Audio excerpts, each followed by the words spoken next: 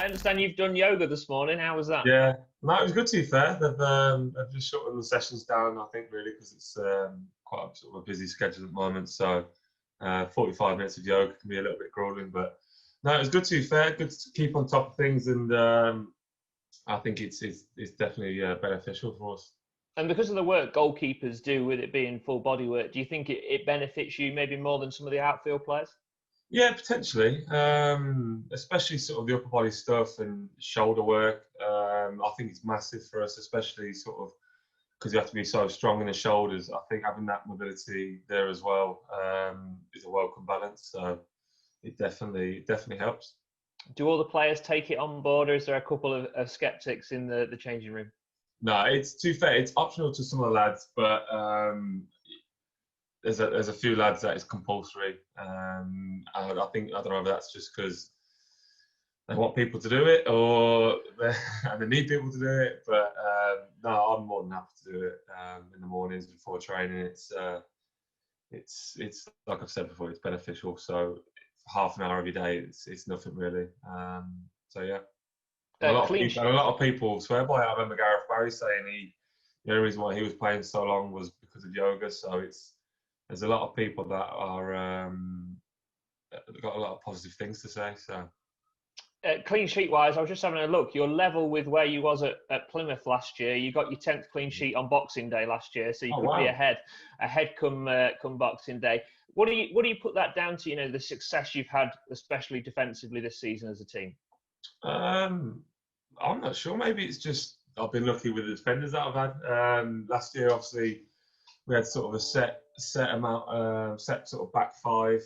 That was sort of regulars, and then this season we've got a bunch of lads that are unbelievable. To be fair, and we're in possession, out of possession. So I feel like with the lads in front of me, they limit the opportunities that teams have got, and obviously they do break down. Then obviously I'm there, but I think the amount of chances that teams have had in these sort of the last 18 games have been very limited. So, but no, I sort of pride myself on the communication side as well. I think that helps, and I think the defenders like it as well. And I'm sure you hear me throughout most of the 90 minutes. I'm sort of shouting away, but I think it's something beneficial for me, and it keeps me on my toes and keeps me in the game when perhaps I don't have a lot to do. And it certainly keeps the defenders sort of ticking over in those games, certainly where we're not getting worked as much. You was involved in that promotion last year with Plymouth. Do you see in the dressing room at Lincoln the same characteristics as you had at Plymouth last year?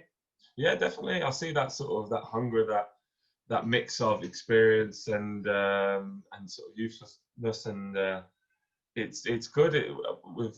We've sort of said it's. With a few people that have experienced promotion, it definitely feels like we've got a strong group bond, and that can only be sort of beneficial. Obviously, we've got a great gaffer and coaching staff as well, so it's only sort of positive vibes at the moment, which is all good. West Brom-wise, obviously, have been a bit different there with a change of manager. Is it quite strange that you could be going back to a club in the summer and you've never met the manager and he might have never met you? Yeah, well, that's just football, isn't it, really? And sometimes that happens, but I'm sure, well, I hope that they've, obviously they're keeping tabs on me, and the goalie coach who's still there, I'm sure he's spoken about me, so I'm just sort of hopeful that they're keeping an eye out, and who knows, we'll have to just wait and see. And I guess you feel happy with how the club have treated you in terms of West Brom, because last year you went out on League Two and got a lot of games. This year you've been sent to a League One club and got a lot of games. So you can see, I guess, in your career, the trajectory going the right way. Definitely. And I think that was the main thing. Again, I think last year was the first proper year I had of a solid sort of have that. Hopefully again this year is only going to be beneficial. So and in that terms, I'm sort of 24, but in terms of experience, I could say that I'm perhaps a couple of years behind because I've been sort of not having the opportunity potentially when I was a bit younger. But no, I'm loving it. It's totally different when you're sort of playing week in, week out, and got to focus on something at the end of the week. So it's or at the start of the week. It's no, it's really, really good. And we've seen already the success with yourself and with Brennan obviously catching the headlines as well. Do you think that shows the fact that, you know, going out on loan from a Premier League side or a Championship side could be a risk if it doesn't work out, but actually the benefits outweigh the negatives? Yeah, 100%.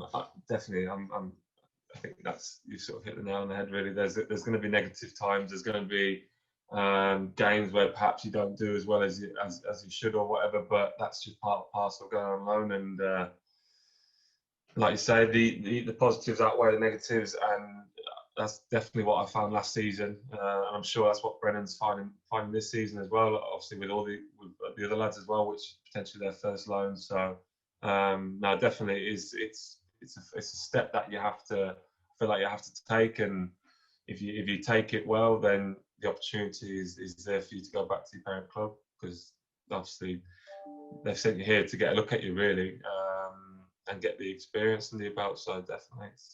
Have you heard much from Lincoln's West Brom in the terms of loan managers and stuff so far? Do they keep regular contact with you?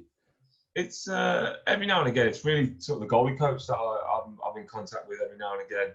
But obviously they've got things to focus on with themselves. But no, every now and again, I think Paul Terry, the loans guy, tends to text out or whatever, and Gary Walsh I speak to on a sort of a weekly basis, if that's knowing with the goalie coach here, knowing Gary Walsh well, I'm sure they're in regular contact.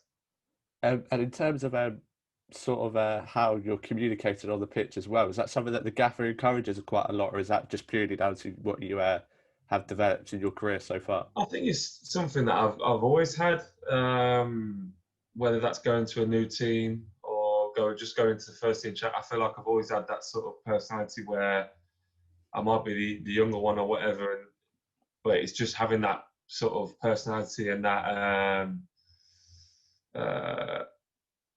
just that personality really. Because if you don't have that and you're quiet, then obviously it can have an effect on your other ways really. Because it's just something I always remember having when I was younger. I used to come off with after the games with headaches because of shouting that much. So obviously that's something that you have to look at.